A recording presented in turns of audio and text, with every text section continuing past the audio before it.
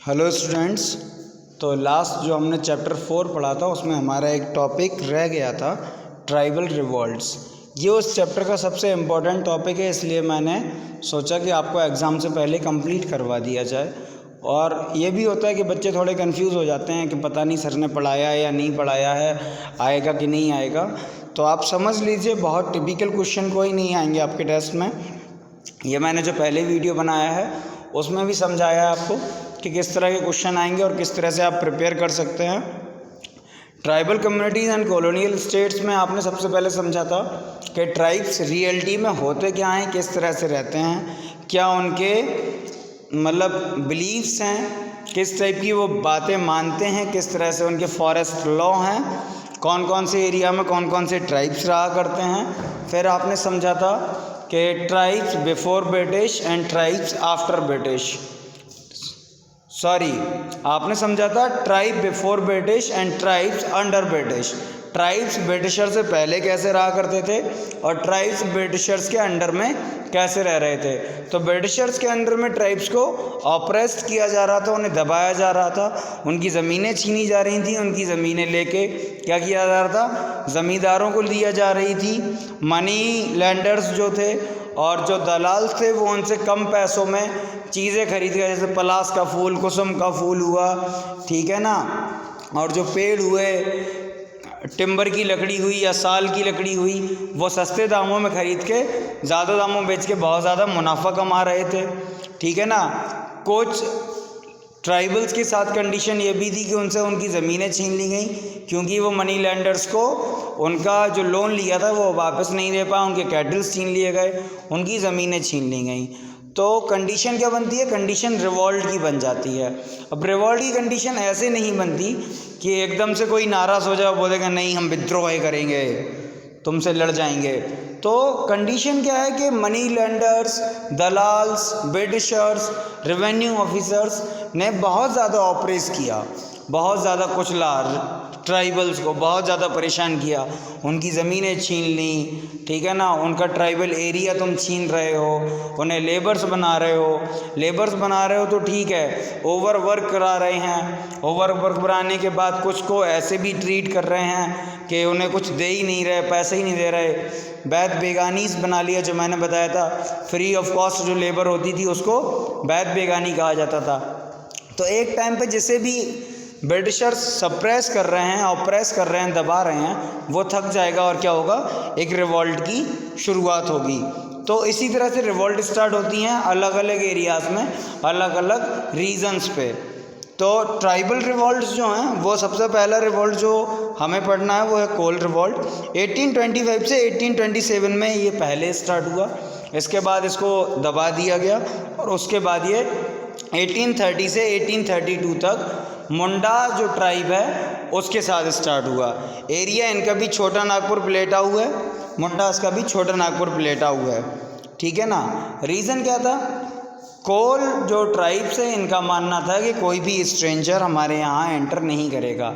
तो ये इनके क्या हैं, ये इनके पर्सनल बिलीव्स हैं, जिसका मतलब है इनकी पुरानी क्या है, परंपराएं या मान्यताएं हैं कि कोई भी बाहर का आदमी हमारे ट्राइब में नहीं आएगा। और ब्रिटिशर्स क्या कर रहे थे, फॉरेस्ट को क्या कर रहे थे, रिजर्व कर रहे थे, इंडस्ट्रीज़ बना रहे थे। तो ब्रिटिशर्स का आना जाना यहाँ पे होता है और इसीलिए ये रिवॉल्ट स्टार्ट हो जाता है। 1827 में ब्रिटिशर्स को सप्रेस कर देते हैं, दबा देते हैं। दबा देने का मतलब या तो लोगों को पकड़ के जेल में डाल देते हैं या मार देते हैं। उसके बाद क्या होता है, कोल रिवॉल्ट दोबारा से स्टार्ट होता है मुंडास के साथ। कब, 1830 में। ओके, तो हमने सबसे पहले कोल रिवॉल्ट क्लियर कर लिया। उसके बाद खोंद कहाँ के हैं, असम, त्रिपुरा, मेघालय के लोग हैं। असम, त्रिपुरा के, मेघालय के वो लोग जो आपको कैसे लगते हैं, नेपालियों जैसे लगते हैं। जो मोमोज़ वाले जो होते हैं, आप कहते हो कि नेपाली हैं, तो मोमोज़ वाले जो लोग हैं वो नेपाली नहीं है एक्चुअली, वो मेघालय, असम और त्रिपुरा के एरिया के लोग हैं, ठीक है ना। वहीं पे ये कौंद ट्राइब था, कहाँ पे, असम और त्रिपुरा वाले एरिया में। अब दूसरे ट्राइब्स के साथ इतना बुरा हो रहा था तो इन ट्राइब्स को भी लगा कि ब्रिटिशर्स हमारे साथ क्या करेंगे, हम पर टैक्स इंक्रीज़ करेंगे, हमारी ज़मीनें ले लेंगे और हमको लेबर वर्क कराएंगे, हमारे जंगल हमसे छीन लिए जाएंगे, हमारे रिचुअल्स, हमारी परंपराएं, हमारी बिलीव्स हमसे छीन ली जाएंगी। तो ये ब्रिटिशर्स का वेट नहीं करते, पहले ही ब्रिटिशर्स पे अटैक कर देते हैं। तो आप करेज समझिए, कितनी ब्रेवनेस समझिए, इन लोगों की ब्रेवरी को समझिए कि उन्हें पता है कि वो ब्रिटिशर से कमज़ोर हैं। इतने बड़े बड़े बंगाल के राजा, अवध के राजा, दिल्ली के राजा, मैसूर के राजा, जो मतलब ब्रिटिशर्स के सामने घुटने टेक दिए, और उन ब्रिटिशर से कौन लड़ रहे हैं? ये छोटे छोटे ट्राइब्स लड़ रहे हैं, जिनके पास वेपन और आर्टिलरी भी नहीं है, बस अपने कल्चर को बचाने के लिए ये लड़ने में लगे हैं। और लड़ने में सबसे एक बड़ी चीज़ ये लोग क्या करते हैं, ब्रिटिशर्स जो ऑफिसर हैं, मैक्फर्सन को क्या करते हैं? किडनैप कर लेते हैं। और मैक्फर्सन जब किडनैप हो जाता है तो उसके बाद कोंद के जो ट्राइब्स हैं और ब्रिटिशर्स के बीच पीस ट्रीटी होती है, पीस सेटलमेंट होता है कि हम इतना इतना एरिया आपका नहीं लेंगे, इतना इतना परेशान नहीं करेंगे, हमारे ऑफिसर को छोड़ दो। तो यहाँ पे कोंद रिवॉल्ट के लोग या कोंद ट्राइब के लोग क्या करते हैं? जीत जाते हैं। अगला क्या है? संथल रिवॉल्ट।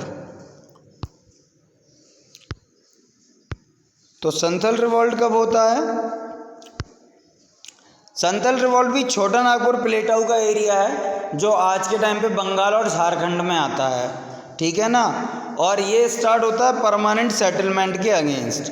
परमानेंट सेटलमेंट आपने पिछले चैप्टर में पढ़ा था, ठीक है ना। ये लोग टारगेट करते हैं ब्रिटिश पुलिस ऑफिसर्स को, रेवेन्यू ऑफिसर्स को, आउटसाइडर्स को, मनी लेंडर्स को, और उन पे क्या करते हैं? अटैक करते हैं। लीडर कौन है इस संथल रिवॉल्ट का? तो ये एक इम्पोर्टेंट क्वेश्चन है कि संथल रिवॉल्ट के लीडर कौन थे? तो सिंधु मुर्मू और कान्हू मुर्मू, ये दोनों ब्रदर्स क्या हैं? संथल रिवॉल्ट के क्या हैं? लीडर्स हैं, हीरोज़ हैं। अच्छा, संथल जो थे वो आर्ची में बहुत अच्छे से स्किल्ड थे, मतलब छिपके एरो चला के तीर मार देंगे, पता भी नहीं चलेगा तीर कहाँ से आया। और इसीलिए ब्रिटिशर्स को क्या हुआ? इनसे लड़ने में बड़ी ज़्यादा प्रॉब्लम्स हुई, ठीक है ना, क्योंकि पॉइजनस तीर आते थे, जहर लगे लगाए तीर, और जिसको ब्रिटिशर्स को लगते थे या सोल्जर्स को लगते थे तो उनका बचना मुश्किल हो जाता था। तो ब्रिटिशर्स इनसे बड़ी मुश्किल में जीत पाए, और बिल्कुल बहुत बड़ी आर्मी के साथ इन पे अटैक किया, तब ब्रिटिशर्स संथल जो ट्राइब था उन पे जीत पाए। और संथल के बारे में एक चीज़ और समझिए, संथल ट्राइब ने क्या किया था? जो भागलपुर और राजमहल के बीच में जो रेलवे ट्रैक ब्रिटिशर्स ने बचाए थे, क्योंकि झारखंड से कोल वो ले जाते थे बाहर, तो वो पूरा ट्रेन का रास्ता उखाड़ दिया था, पूरे रेलवे ट्रैक उठा दिए थे। और एक साल में ही ये रिवॉल्ट इतना बढ़ गया था कि ब्रिटिशर्स को इसको तुरंत के तुरंत दबाना पड़ा। तो 1856 में बहुत बड़ी मिलिट्री का यूज़ करके ब्रिटिशर्स ने इनको ख़त्म कर दिया, इनको सरप्रेस कर दिया। मुंडा रिवॉल्ट दो टाइम पे हुआ है, 1830 से 1831 के टाइम पे, जब कोन्स ने भी इनको ज्वाइन किया था। और दूसरा मुंडा रिवॉल्ट हुआ है 1895 से 19th सेंचुरी तक, मतलब 1900 तक, ठीक है ना। एरिया सेम झारखंड का, छोटा नागपुर प्लेटाऊ के पास, रांची झारखंड जो जगह का नाम सुना है, उस एरिया का ये ट्राइब है। और आज भी उस एरिया में झारखंड रांची के पास जो मुंडा ट्राइब्स है, वहाँ के लोग इस जो ट्राइब का लीडर थे बिरसा, उनकी पूजा करते हैं और उनको बिरसा भगवान कहा जाता है। तो भगवान क्यों कहा जाता है ये भी हम समझेंगे। और इन्होंने किया क्या था? ये ट्राइब भी उसी प्रॉब्लम में थे, जो सब हो रहा था, इनको सरप्रेस किया गया, इनसे ज़मीनें इनकी छीनी गई थी, ठीक है ना। इन्हें माइग्रेंट बनाया गया, यहाँ से वहाँ भटकना पड़ा बेचारों को, ठीक है ना। ज़बरदस्ती लेबर वर्क करवाया गया, बेद बेगानी बन गए बेचारे को, ज़मीनें छीन ली। तो बाद में क्या हुआ? इन्होंने स्टार्ट किया रिवॉल्ट। 1830 में पहले रिवॉल्ट स्टार्ट हुआ मुंडास का, जो सरप्रेस कर दिया ईस्ट इंडिया कंपनी ने। उसके बाद 19th सेंचुरी के स्टार्टिंग में क्या हुआ? एक इंसान आया, बिरसा मुंडा, जो आज भी भगवान की तरह मुंडा ट्राइब में रांची और झारखंड वाले एरिया में याद किया जाता है। ऐसे नहीं कि केवल मतलब ट्राइब्स के लोग ही याद करते हैं, साथ में उन्हें उस एरिया के लोग भी भगवान की तरह ही पूजते हैं, ठीक है ना। और उन्होंने क्या किया? बहुत अच्छे ग्रुप में इकट्ठे हुए, सीक्रेट मीटिंग्स की बिरसा मुंडा ने, लोगों को एक साथ किया, यंगस्टर्स को वेपनरी चलाना सिखाया, तलवार चलाना सिखाया, आर्ची चलाना सिखाया, और उस तरह से उन्होंने ब्रिटिशर्स को बहुत टाइम तक परेशान किया। बहुत टाइम तक ब्रिटिशर्स जब परेशान हो गए तो उन्होंने क्या किया, बिरसा मुंडा को अरेस्ट कर लिया। और बिरसा मुंडा क्या थे, फिर 2 साल के लिए जेल गए, और 2 साल बाद जब जेल से लौटे उसके बाद बिरसा मुंडा ने दोबारा से पूरी टीम बनाई, फिर से सीक्रेट मीटिंग्स की, फिर से नई यंग जनरेशन को आर्ची सिखाई, और फिर ब्रिटिशर्स को अटैक किया। बहुत सारे लोगों को बहुत सारे सोल्जर्स मारे गए, बहुत सारे ट्राइब्स के लोग भी मारे गए, ठीक है ना। और एट द लास्ट ब्रिटिशर समझ जाते हैं कि इनसे जीतना इतना आसान नहीं है, तो वो बिरसा को क्या करते हैं, बिरसा को फिर से जेल में डाल देते हैं। वहाँ बिरसा भगवान की जो है तबीयत ख़राब हो जाती है और उनको कोई भी मेडिकल ट्रीटमेंट नहीं दिया जा रहा, तो मेडिकल ट्रीटमेंट नहीं दिया जाता है, तो उनकी डेथ हो जाती है। और जब किसी ट्राइब का लीडर ही ख़त्म हो जाएगा तो कोई भी रिवॉल्ट अपने आप ख़त्म हो जाता है। अब बिरसा मुंडा स्पेशल क्यों है और भगवान क्यों माने जाते हैं, ये समझ लीजिए। बिरसा मुंडा एक्चुअली उसी ट्राइब में बड़े हुए। उस ट्राइब में ये कहा जाता था, या ऐसे समझिए कि ट्राइब्स जो होते हैं वो क्या करते हैं, स्ट्रेंजर्स को अलाउ नहीं करते। मोस्टली सारे ट्राइब्स की यही कहानी है कि स्ट्रेंजर्स अलाउ नहीं होते, और स्ट्रेंजर्स को ट्राइब्स में क्या बोला जाता है, दिकू बोला जाता है, तो दिकूज आर नॉट अलाउड। और बिरसा ने हमेशा से कहानियाँ सुनी थी कि एक गोल्डन टाइम होता था हमारा, गोल्डन एज था हम ट्राइब्स का, हमारे ट्राइब्स का, जब कोई भी दिकू हमारे आसपास नहीं होता था, मतलब कोई भी बाहरी व्यक्ति नहीं था, हम लोग कितने खुश थे, सब कुछ अच्छा था। तो उन्होंने एक फेथ जो थी गोल्डन एज की, वो फेथ लोगों के अंदर भरी, अपने ट्राइब के लोगों को समझाया, उन्हें सिखाया कि आपको शराब नहीं पीनी है, आपको नशे नहीं करने हैं, आपको जो ब्लैक मैजिक है, काला जादू, अंधविश्वास है, उस पर भरोसा नहीं करना, ये सारी चीज़ें छोड़ देनी है।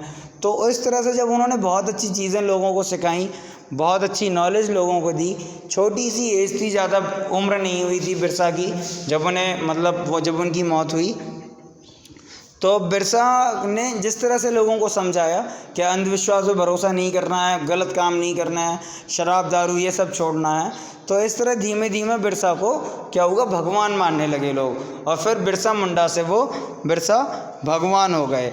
और उस टाइम पे पूरे मुंडास जो ट्राइब हैं वो वाइट फ्लैग लेके चलते थे, जिस फ्लैग को क्या सिंबल माना जाता था, बिरसा राज का, मतलब बिरसा राज है।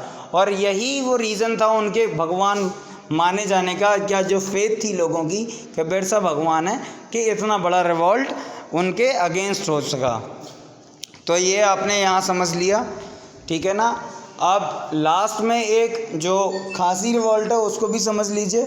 खासी रिवॉल्ट जो है जैंतिया, गारो, खासी जो हिल्स हैं आपकी, ठीक है ना, उस एरिया पे हुआ था। और उस एरिया पे इसलिए हुआ था क्योंकि ब्रह्मपुत्र जो रिवर है वहाँ की वैली पे ब्रिटिशर्स क्या कर डाल रहे थे, रोड ट्रैक्स डाल रहे थे, ठीक है ना। और उनसे क्या था, ये जो ट्राइब्स है गारो, खासी, जैंतिया का, इनका जो ट्रेडिशनल एरिया है, जो इनका फॉरेस्ट एरिया है, वो इफ़ेक्टेड हो रहा था।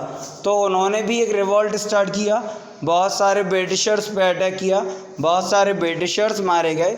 एट द लास्ट ब्रिटिशर्स ने क्या किया, उन्हें सरप्रेस कर लिया और रिवॉल्ट ख़त्म हो गया।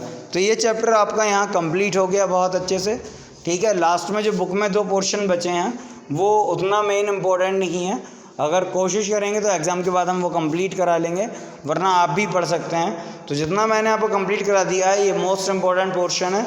यहाँ से आपका जो सबसे इम्पोर्टेंट है वो मुंडा रिवॉल्ट है, मुंडा रिवॉल्ट का एरिया, मुंडा रिवॉल्ट का लीडर, ठीक है ना। फिर आपका संथल रिवॉल्ट का टाइम और संथल रिवॉल्ट के लीडर।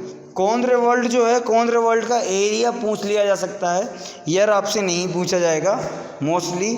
और कोल्ड रिवॉल्ट आपके सिलेबस में था तो इसलिए बता दिया, बाकी आप पढ़ चुके हैं और आपको पता ही है कि एग्ज़ाम टेस्ट कैसे आता है।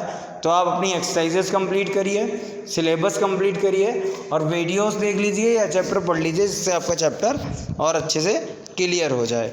Okay, good luck.